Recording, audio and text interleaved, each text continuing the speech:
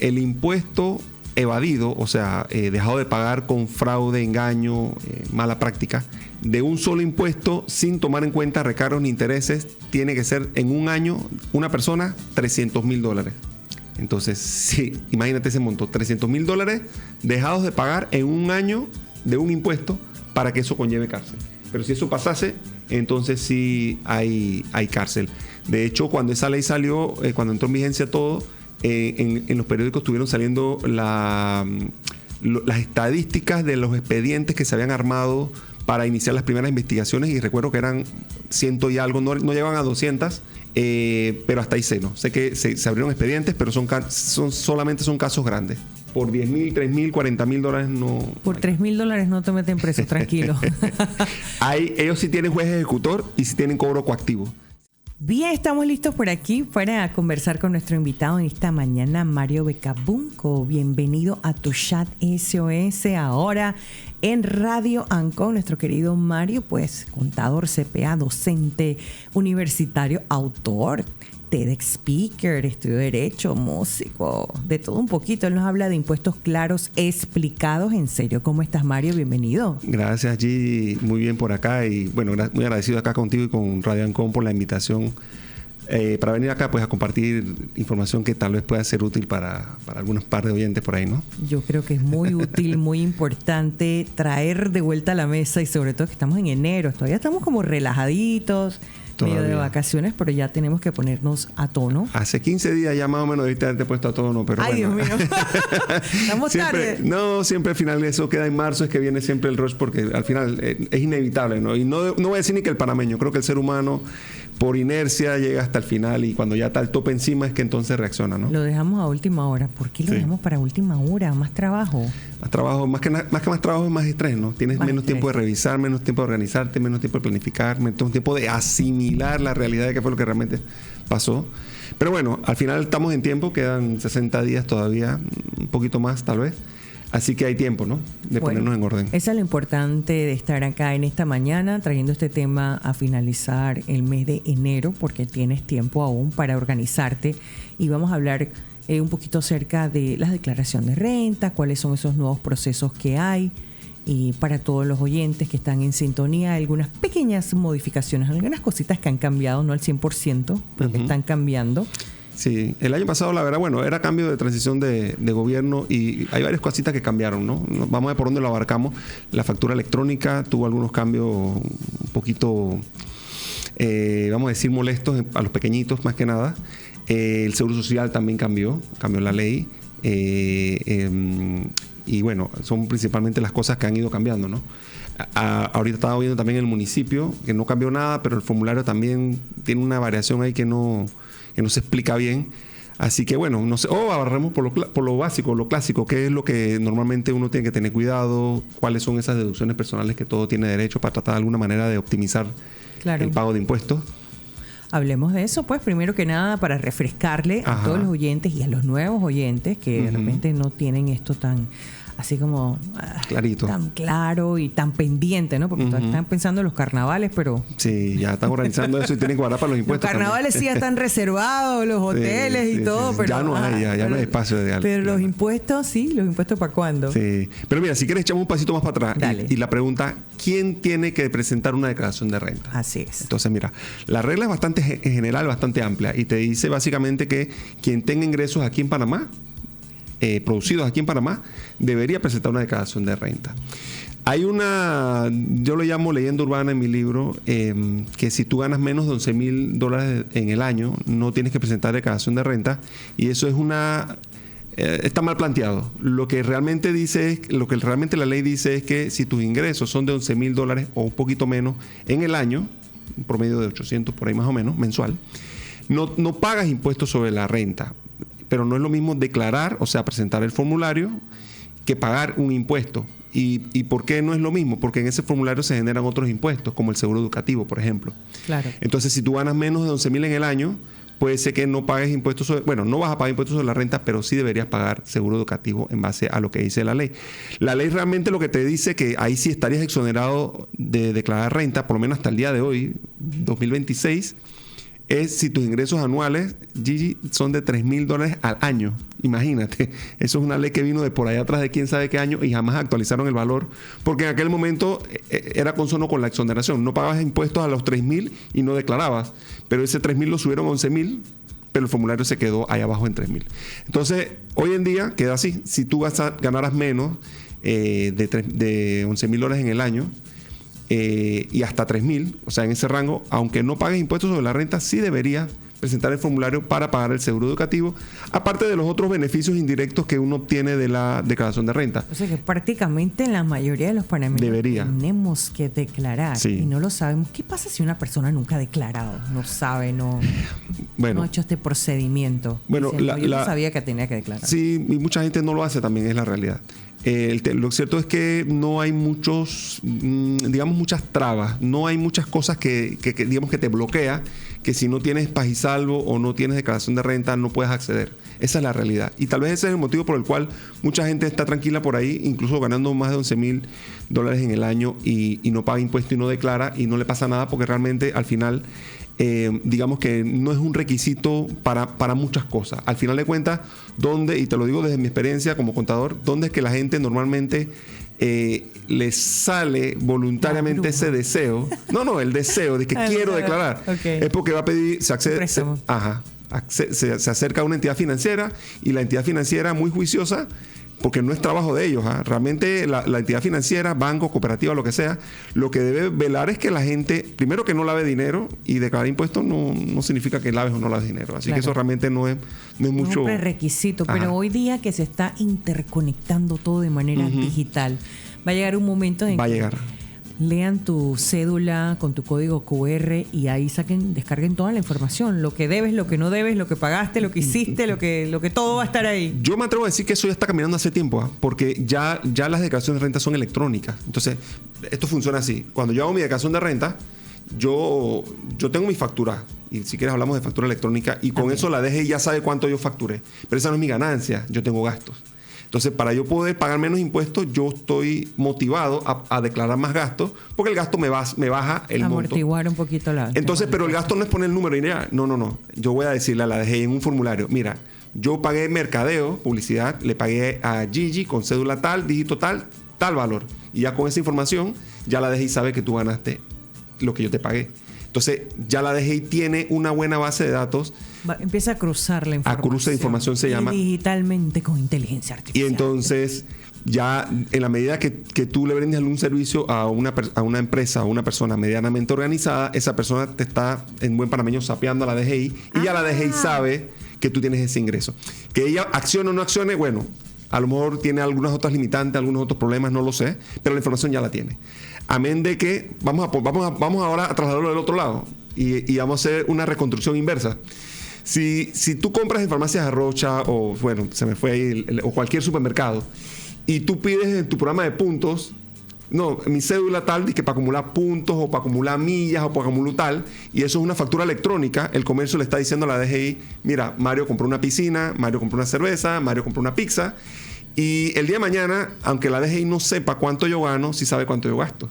Y por ahí hay un indicio. Espérate, ¿cómo tú te gastas $1,000 al mes? Oye, yo que pensaba que eso era para los puntos. Sí lo es, pero sí lo es, pero otra vez, la información ya está. Okay. El tema es qué se puede hacer con esa información, porque es muy difícil. Mira, hace 2 semanas, a principios de enero, la DGI publicó una lista, y buena iniciativa de las autoridades, porque también yo siento que el que hace las cosas bien tampoco siempre le pone con mucha carga, claro. Y el que hace las cosas mal a veces pareciera que no hay mayor problema. La DGI publicó una lista de las personas naturales y empresas que tenían morosidad de más de 12 meses. Se cuidó, y creo que con buena intención, de no poner el nombre, pero sí la cédula. Sale la cédula y el monto. El documento tenía, Gigi, más de 10,000 páginas. Ay, Dios mío. 10,800 páginas. ¿Tú te imaginas cuántas personas tú necesitas para hacer la gestión de cobro de todo ese sentido? O sea, humanamente, físicamente, hay un problema serio en esa institución de seguimiento, de gestión y tal. Pero la información está. Entonces hay que andar poniéndose en orden, porque cada vez, como dicen, las cosas van a ser más cruzadas, más electrónicas, y cada vez va más herramientas para coaccionarte, ¿no? claro, por supuesto. Donde te llegan a poner impedimentos o multas, porque eso es lo que ellos colocan. Claro. Digo, vamos a pensar en extremo, y no quiero que las autoridades cojan ideas, ¿no? Pero claro. ¿Qué tal que pongan a decir que, bueno, para poder acceder a la beca tienes que tener un país salvo de la DGI? O para poder tener el subsidio de X tienes que tener país salvo. O sea, para sacar, que digan para sacar para poder cobrar cualquier o para ver una institución gobierno pública. O algún pago en institución pública, tienes que tener tu país salvo. Claro. Pero el que no le vende servicios al Estado, que somos la gran mayoría, pues vive sin ese requisito. Pero yo te digo, donde un político se vuelva loco y le ponga eso de requisito a un tema muy cotidiano, hacemos crisis, ¿no? Hacemos crisis, no, empezamos a ponerle cuidado a las cosas. Ajá, claro, y a caminar por donde debe ser. Oye, para las personas naturales que tienen que prestar atención, por supuesto, siempre con estos temas, como lo has tratado de explicar ahorita en la mañana, ¿qué es lo que va a cambiar Mira, en esta declaración de 2026? En esta declaración, lo que a mí más me preocupaba, y todavía me preocupa, que puede ser un cambio, o va a ser un cambio para mí importante, es el tema del seguro social para los independientes. Porque el seguro social de los independientes se puede trabajar o declarar de dos maneras. Hay gente que va a la institución, hace un trámite y la institución le dice, mira, paga esto por mes, y va todos los meses y paga. Y eso lo hacen desde hace mucho tiempo, y conozco inclusive gente que se jubiló con ese sistema. Y ahí yo no veo mayor tema. El asunto es que desde el 2005, con la ley anterior, se hizo una forma alternativa para obligar a la gente, y es que pagaran el seguro social a través del formulario de la declaración de renta. Tú haces la declaración de renta y ahí pagas el impuesto sobre la renta, el seguro educativo que mencioné hace un instante y también el seguro social. Esa ley cambió el año pasado, pero cambió a mitad de año. Y aquí nos enfrentamos a un problema, que la declaración de renta agarra un periodo completo. La declaración de renta te cubre del 1 de enero al 31 de diciembre. El año completo, el año completo. Y esta ley 462 salió a mitad, no recuerdo si en abril, ya no recuerdo exactamente la fecha, pero fue por ahí. Y la misma ley no contempló ese problema de periodicidad.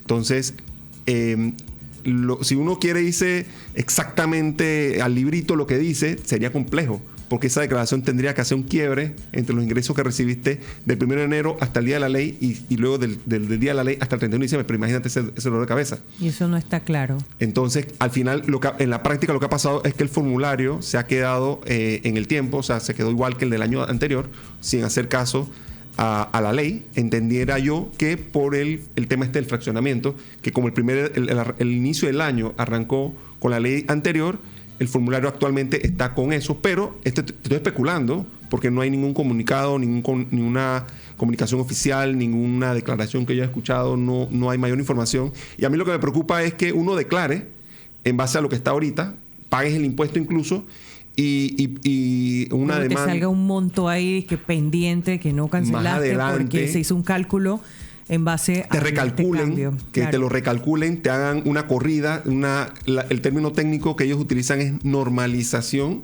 que es que hacen una corrección de valores. Hay precedentes con el mismo seguro social, hay un precedente cuando yo estaba en mis pininos, Gigi, en el 2005, cuando fue la ley anterior, pero yo recuerdo que en ese primer formulario no solamente se puso el impuesto a pagar en marzo, sino que se colocó un impuesto estimado, anticipado, que eso no estaba en la ley, pero se puso en el formulario y la gente lo declaró, lo pagó. Y luego, cuando alguien demandó que eso era ilegal y tuvieron que rehacer, se normalizó y esos pagos quedaron en el aire y uno tenía que reclamarlos para que te los dieran. O sea, hay precedentes de formularios que van en contra de la ley y que luego hacen los recálculos. Y ese tema me preocupa un poquito, ¿no? Pero eso en el caso de personas naturales. En el caso de persona natural y de que tengan servicios, ¿no? Porque también ese es otro tema que cambió, ¿no? Sí, eso ha cambiado mucho para las profesiones. Es que había unos temas ahí de que... Sí, con el Seguro Social fue está súper heavy. Hay por lo menos 3 cambios importantes que yo rescato para los independientes de esa ley. Mira, con la ley anterior, si tú tenías 2 fuentes de ingresos, salarios y honorarios, ya. La ley entendía que como el Seguro Social lo estabas pagando el salario, no tenías que pagar solo los honorarios.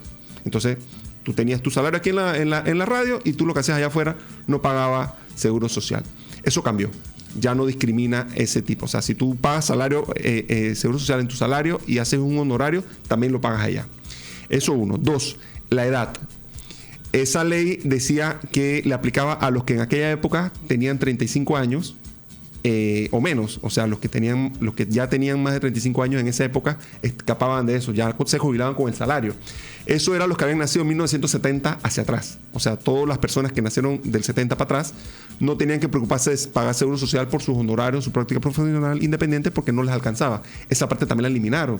Entonces, si tú tienes 80 años y te ganas una asesoría, por ahí una cosita, y ya estás jubilado, inclusive... Camarosito, tienes que pagar el seguro social. Oye, pero no perdonan. Y la tercera, un poquito por la formalidad. Claro. Bueno, te voy a dar una cuarta, que es la más importante. Esa tercera era en cuanto al mínimo.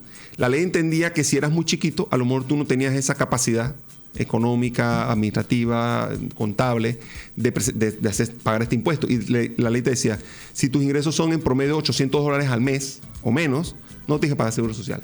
Solamente si es de ahí para arriba. Ese mínimo también te lo quitaron. O sea que si la persona es un trabajador manual y gana medio tiempo y gana 300, 400 al mes, igual le deberá aplicar en base a lo que dice la ley. Y el otro cambio, para mí el más controversial, porque estos tres que te mencioné, tal vez no nos guste, pero está clarito en la ley. El que no está clarito es sobre qué vale, sobre qué monto se computa. Porque la ley anterior te decía que era sobre los honorarios y ya había un parámetro. Un honorario se entiende que es un servicio brindado, tú sabes. Servicios profesionales. Porque tienes una preparación especializada, tú sabes, muchas veces tienes una idoneidad como locutor, yo como contador, como abogado. Y ya con eso como que había un parámetro y otros servicios escapaban porque no eran honorarios. Entonces, si tú eras un pintor o eras un taxista, o sea, no dabas una actividad profesional, escapabas en base a la ley anterior. En esta ley nueva eliminaron esa referencia a los honorarios. Y básicamente te dicen, se queda cernido en servicios. Y servicios es muy amplio. Claro, es vasto. Servicios es todo. Por ejemplo, mira, ahí va pasando un camión. Eso que él está haciendo es un servicio. Pero el costo que él les tiene es altísimo. O sea, él puede facturar en el año 100,000 y se puede tener de costo entre diésel, que esos camiones gastan un montón, mantenimiento, choferes, reparaciones, seguros. Ellos se pueden ir fácilmente el 80% de su facturación. Ahí fácilmente. O sea, factura 100 y te quedan con 20. Pero el Seguro Social no admite deducción. Entonces, si tú vas a aplicar... Eso es lo que te iba a preguntar, que si no se podía deducir. No admite nada. Ay, ¿por qué? Bueno, entonces significaría que si tú vas con la ley exactito, ese señor va a tener que pagar, imagínate, $10,000 de seguro social. Una locura. La mitad a lo mejor de lo que se está ganando. Wow. Entonces, eso falta. La ley en algunas partes hace acotación a reglamentación que no ha salido ni por parte del Seguro Social, que es de quien debería reglamentarlo, ni por parte de la DGI, que de alguna manera, aunque no quiera, tiene esa responsabilidad porque a través del formulario de declaración de renta se liquida una parte importante de los independientes. Pero lo cierto es que el formulario no hizo ninguno de esos cambios, ¿no? Todavía se mantiene con las reglas viejas. Entonces hay personas que están confundidas porque claro. ¿Hay algún lugar donde nosotros podamos accesar y buscar esta información directamente, saber esos cambios, o tienes que hacerlo directamente con tu CPA? Ay, ni una ni otra. Ni la una ni la otra. Oh my God. El tema está confuso, G. Está confuso. Es lo que te estoy comentando, ¿no? O sea, y la misma ley, tú te pones a leerla, te dice, por ejemplo, yo te estoy diciendo aquí ya lo que después me rompí un poquito de neurona entendiendo cómo llegar a que era servicio, porque tú veías a los especialistas y te decían, no, es sobre todo, sobre cualquier cosa, y un buhonero tiene que pagar. Y yo, no, esto está un poquito exagerado. Entonces yo me puse a ver la ley y de buenas a primeras te pareciera que sí, porque te dice... pagas el 9.36% del ingreso que declara el independiente. El ingreso ahí sí entra todo, inclusive una venta. Entonces, el que vende carros de segunda, imagínate. Claro. Factura también un montón, tiene un montón de costos. O sea, esto no puede ser. Entonces, pero yo busco. Dice el ingreso que declara el trabajador independiente. Bueno, vamos a buscar la definición de trabajador independiente. Entonces, cuando busco trabajador independiente, es el trabajador que no tiene dependencia económica ni subordinación jurídica, básicamente que no es asalariado, pero sigue sin decirme mucho. Pero dice trabajador, y más arriba está la definición de trabajador. Entonces, cuando digo trabajador, dice ¿quién brinda un servicio? Yo, bueno, ahí está la clave. Si el trabajador es quien brinda el servicio y se paga sobre lo que declara el trabajador, tiene que ser servicio. Pero mira todo el montón de pasos que tengo que dar. Hay que descifrarlo como un tablero de club. Hay que descifrarlo. Es como un enigma. Oye, ya enredamos a los oyentes, pero si ustedes tienen preguntas, pueden reportar sintonía y conectarse con nosotros a través de nuestro WhatsApp de cabina al 6203-7033. Estamos activos también para recibir cualquier consulta que tengan. Diego está en controles y nos puede dar esos datitos. Vámonos a la pausa comercial y regresamos con más aquí en Tu Chat SOS. Bien, ya estamos de vuelta por acá en esta mañana, aquí en Tu Chat SOS por Radio Oncon. Saludos a todos nuestros oyentes que están conectados, quienes nos escuchan camino a su trabajo o están haciendo sus vueltitas por ahí o están en casa muy pendientes de estos temas muy interesantes, conversando en esta mañana con Mario Becabunco. Él es autor de Sobreviviendo a los Impuestos. Ahorita estamos sobreviviendo a entender los cambios. ¿Hay preguntas, Diego? Tenemos una pregunta de que si aquí en Panamá hay cárcel por evadir impuestos. En otros países sí hay cárcel, no sabemos si aquí.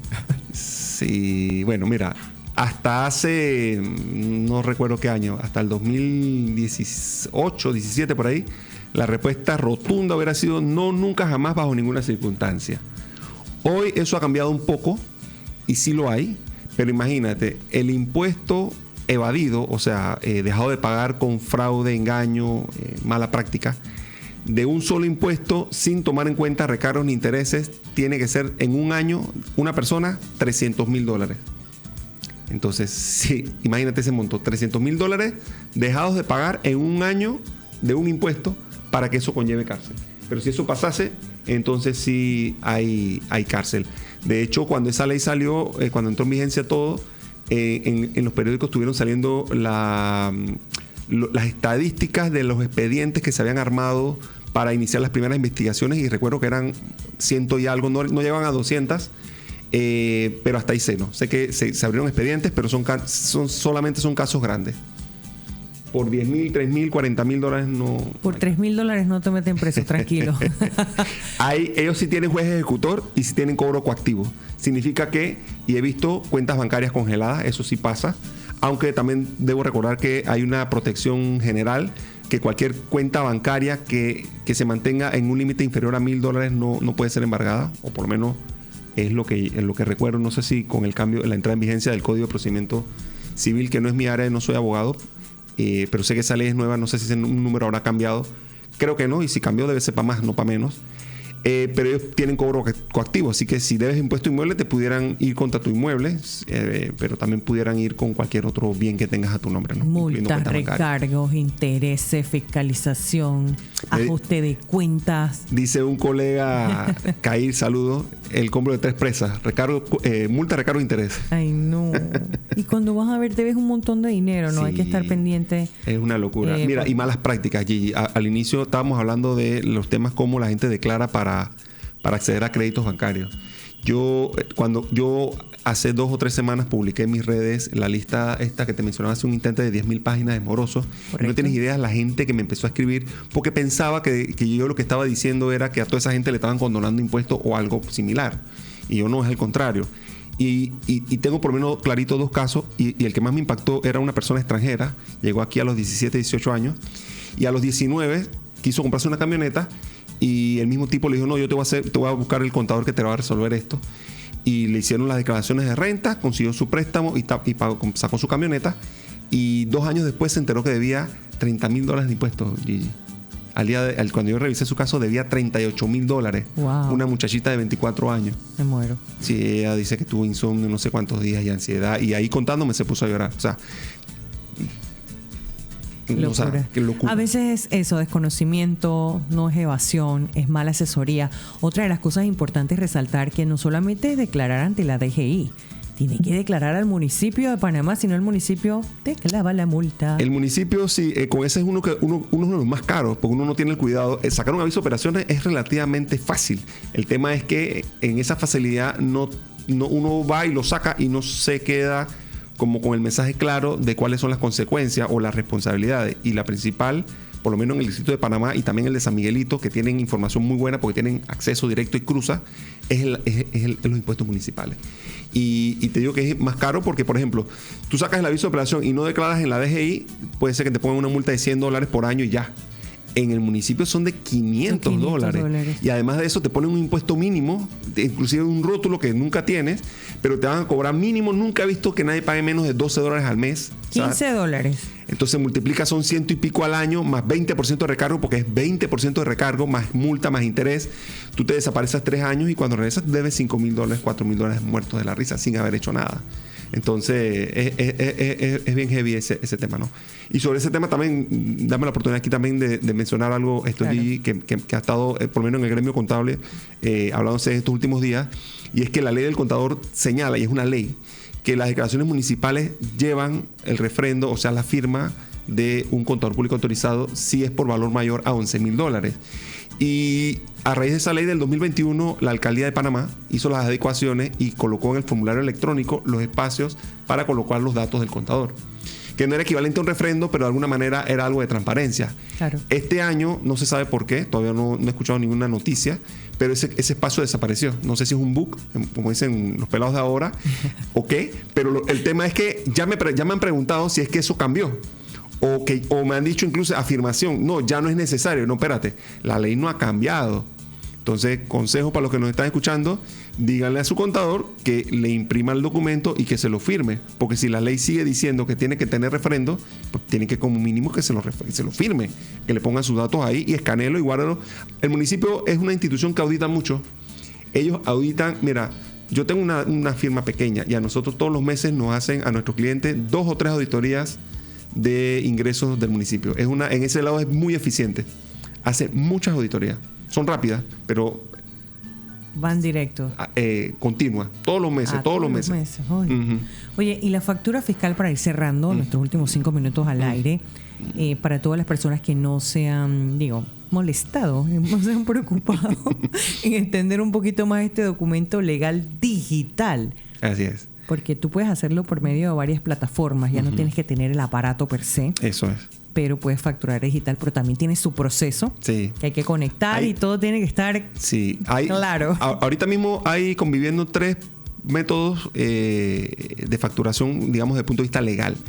Los profesionales independientes, y gracias a un fallo de la Corte Suprema de Justicia, profesionales independientes, artesanos y artistas pueden todavía usar facturas de papel y llenarlas en bolígrafo, pero no cualquier papel. Tienes que ir a una imprenta y solicitar tu facturero con un número preimpreso, con los datos generales, y la imprenta debería saber cuáles son los valores, y así pudieras, si eres profesional independiente, actividad profesional, artista o artesano, seguir facturando en papel. Y luego estaban los de los aparatitos que mencionas, que son las impresoras fiscales. Eso ya solamente lo pueden utilizar quienes lo estaban usando en el momento de que salió esa ley, que es en el 2022. Ellos lo pueden seguir usando, no sé si les conviene o no, porque eso tenía reparación, tenía que comprar papel térmico. El papel térmico continuo. Que por cierto, caro. No solamente eso, Gigi, tengo un cliente que es médico y él me dijo de los estudios que han salido de las consecuencias del papel térmico en la piel. Y quedé medio asustado con eso. Pero bueno, eso no me quiero meter porque eso es tema médico. Ahí consíguete un médico que venga aquí, que te explique bien cómo es ese asunto. Check. Y la tercera opción, que es la que se está impulsando, es la factura electrónica. Dentro de la factura electrónica hay 2 modalidades. La DGI tiene un portal que te permite emitir estas facturas que son legales, son electrónicas, tienen todos los parámetros de la ley, pero es gratuito. Es un poquito lento, no tiene integraciones, funciona. Hasta ahí te lo dejo. Y luego está la versión paga. Ahí, si no me equivoco, 19 empresas autorizadas con la característica de que ellos pueden, como empresa privada, dar todo el valor agregado que ellos consideren que puedan darte para tratar de captar sus servicios, ¿no? Claro. Eso implica controles de ítem, controles de cliente, integraciones con tu ERM, con tu software de contabilidad, capacidad, por ejemplo, que no lo puedes hacer con el facturador electrónico gratuito, de facturar. Ellos le llaman en modo de contingencia, que es offline, es decir, se te va el internet y tú igual puedes hacer la factura, claro. Y cuando el internet regresa, conecta. Con los contratiempos que también al mismo tiempo he visto. Tuve un caso, o supe de un caso, que me lo estaba contando una colega abogada, que la DGI fue al comercio, preguntó por la factura, le mostraron la factura electrónica, sabes que eso tiene un código QR, claro. El funcionario lo escaneó y no funcionó. Pero ¿qué culpa tiene el comerciante de eso? Entonces sancionaron al comercio y le pusieron una multa por incumplimiento de la facturación. Que luego me dijo ayer un colega que también trabaja con un PAC, que posiblemente lo que haya pasado era eso, que estaba en ese lapso del offline. La ley les permite hasta 72 horas, o sea que ese código QR por 72 horas, si no funciona, digamos que no hay que preocuparse porque puede ser un tema técnico de comunicación que la ley lo permite. Más allá de 72 horas, pues ahí sí ni modo. Pero en cualquier caso, si es una empresa autorizada, pues la responsabilidad deberían ser de ellos, ¿no? Estas empresas sí te dan, puedes hacer la factura desde el celular, o sea, tienen una cantidad de bondades, y los precios también, debo decir, Gigi, han caído mucho. Cuando esto salió en el 2022 era muy exclusivo, nada más habían 4 empresas actualizadas y los precios eran muy caros. Astronómicos. Pero ahora que hay tantas y la competencia los ha hecho disminuir, hay planes muy accesibles. Claro, siempre van atados a la cantidad de documentos que emites. Si tienes un negocio como el tuyo, que tal vez no haces muchos documentos por día, seguramente no te cuesta casi nada y lo puedes costear sin problema. Si tienes algo de menos retail, de $25. Yo uso una plataforma que se llama Alegra. Bueno, si tienes, pero ahí tienes que pagar doble costo, me imagino. El de la misma software Alegra y el del pack. Claro, porque aquí tenemos un oyente que nos comenta de que el papel oficial para las facturas es un poco tóxico, o han estudios de eso. A mí no me creen porque yo soy contador, pero me lo dijo un médico en este mes. Me dijo que el papel térmico tiene los estudios recientes han descubierto que no son muy sanos, vamos a así decirlo. Se meten por la piel, no sé qué cosa. Usted ha visto que eso se borra con la luz, ¿no? Bueno, esas partículas tienen sus temas, sus consecuencias. Ahora, yo no creo que por tocar una o dos por día te pase nada, pero por ejemplo, imagínate un cajero que manipula ese papel todos los días. Es que mira, lo que pasa es que dice que está recubierto con el bifenol. Entonces, ahí es donde viene el tema. Porque se absorbe por la BPA, el plástico. Esto es plástico, disruptores endocrinos. Bifenol A. ¿Viste? Por ahí viene el asunto. La factura electrónica no tiene... Póngase guantes si está usando eso. Oye, se nos ha acabado el tiempo esta mañana. Yo creo que pues los oyentes han quedado bastante alerta de sus responsabilidades con los impuestos. Y bueno, si tienen quieren mayor información o preguntar, pueden seguir el perfil de Mario, tus redes sociales para quienes nos están escuchando. Igual que mi nombre, que no es tan fácil, Mario.becabunco, Becabunco con B de bueno, con doble C de coco, Becabunco, BECCABUNCO. Así es. Mario.becabunco. Ahí lo pueden seguir y también pueden, ¿dónde podemos comprar tu libro? Bueno, ahorita mismo lo tengo en la Librería Cultural Portobelo. Debo pasar por allá ahorita después de aquí porque se me agotaron, gracias a Dios. Hice alguna publicación por ahí en un video y se me ocurrió mencionar que el libro tenía más y se me... Súper. Una guía básica de impuestos y trámites en Panamá. Yo creo que esta es como una biblia, así que hay que tenerla para... Librería Cultural Portobelo está ahí en Vía Argentina, empezandito por acá por el lado de la universidad. Y si no, conmigo, con mucho gusto, me escriben y podemos hablar a ver cómo se lo puedo hacer llegar.